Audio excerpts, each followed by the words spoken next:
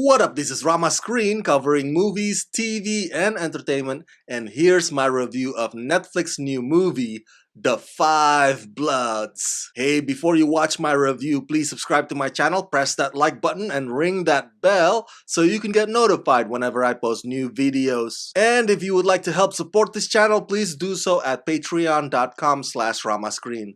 That's patreon.com/ramascreen. Let's rock this. First up, I would like to say thank you to Netflix for granting me the screener to this new film. The ever so consistent Spike Lee is back. And man, what a solid follow-up this is after BlacKkKlansman. Just like Spike Lee's Miracle at St. Anna over a decade ago, which honored Black American soldiers in the World War II, The Five Bloods honors Black American soldiers in the Vietnam War. Both movies question the same thing about what does it mean for African Americans to be sent to die out there when their dignity is not even respected back home? But this one hits even harder because the Vietnam War is widely considered a huge loss, a purposeless war. The timing of the Five Bloods' arrival could not be more perfect, with our society right now on the streets in support of Black Lives Matter. The Five Bloods rings true to that movement spirit. Powerful, compelling, and poignant,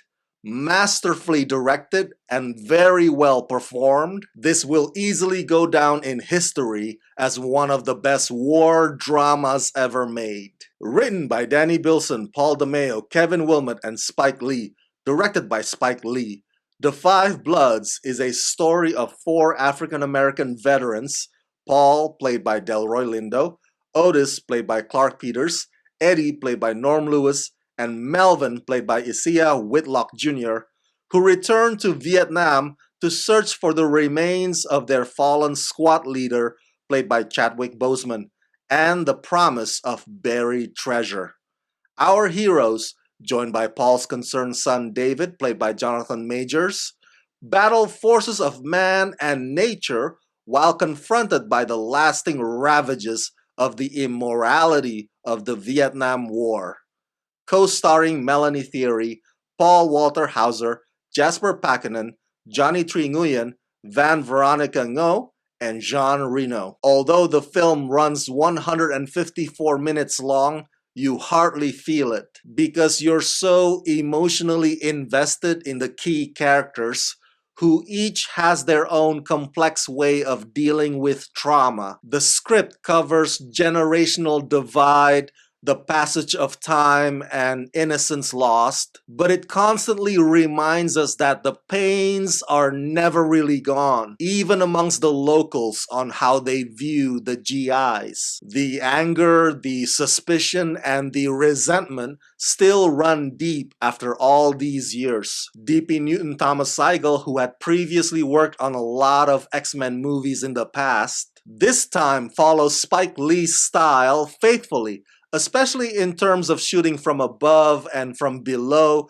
to differentiate who's strong and who's weak. And at the beginning, the dolly tracking moving backwards captures the four friends in the club and in the market, just dancing and walking towards the camera, enjoying themselves. The way this film separates the present and the past is by changing the screen aspect ratio and by making the war footage look grainy, as if it had actually been shot during that era. It's not a unique strategy. We've seen this done before, but Spike makes sure that the flashbacks don't happen often and that they are there to solely serve the characters in the present with regards to the effects that those memories have on them. Oscar-nominated composer and Spike Lee's frequent collaborator, Terence Blanchard, provides a score that emphasizes the combination of brass strings and horns, which are expected musical instruments used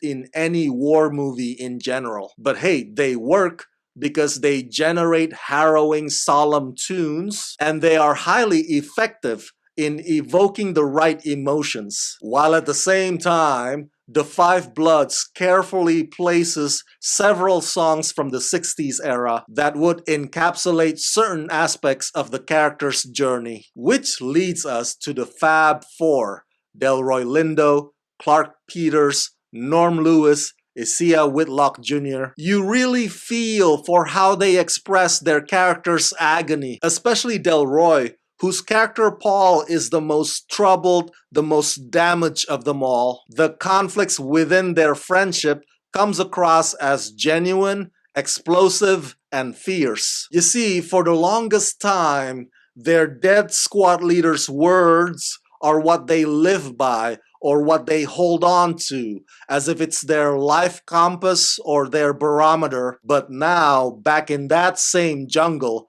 they are really forced to face their personal demons. And while the last 20 minutes of this film goes into a typical territory of stand your ground action thriller, the brotherhood themes still resonate. With The Five Bloods, Spike Lee continues to prove himself as the one prominent figure whose films truly understand the voices of African American struggle.